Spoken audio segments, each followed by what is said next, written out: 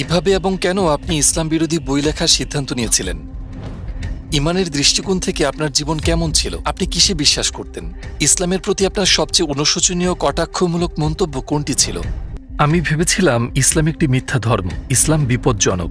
অবশেষে আমি ইসলামের বিরুদ্ধে বই লেখার সিদ্ধান্ত নিয়েছিলাম।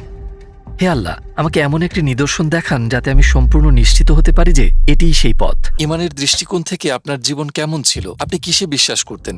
মুসলিম হওয়ার আগে আমি রিফর্ম চার্চের একজন প্রোটেস্ট্যান্ট খ্রিস্টান ছিলাম। আমরা বাইবেল পড়তাম, বাইবেল অনুসারে আমাদের নাম রাখা হয়েছিল, খ্রিস্ট ধর্মে দীক্ষা দেওয়া হয়েছিল, গির্জায় যেতাম, ইত্যাদি ইত্যাদি। তো আমরা বলতে গেলে বেশ ধার্মিক খ্রিস্টান ছিলাম। অবশ্যই আমি বিশ্বাস করতাম যে একজন সৃষ্টিকর্তা আছেন। আমি জান্নাত জাহান্নামে বিশ্বাস করতাম। আমি ফেরেশতা ওয়াহিতেও বিশ্বাস করতাম। এবং অবশ্যই যে ব্যাপারটি খ্রিস্টানদের মুসলিমদের থেকে আলাদা করে সেটি হলো যে আমি বিশ্বাস করতাম যীশুখ্রিস্ট ঈশ্বরের পুত্র ছিলেন, এবং আরেকটু দার্শনিকভাবে বলতে গেলে আমি তাকেই ঈশ্বর বলে মানতাম। আমি অবশ্যই পুনরুত্থান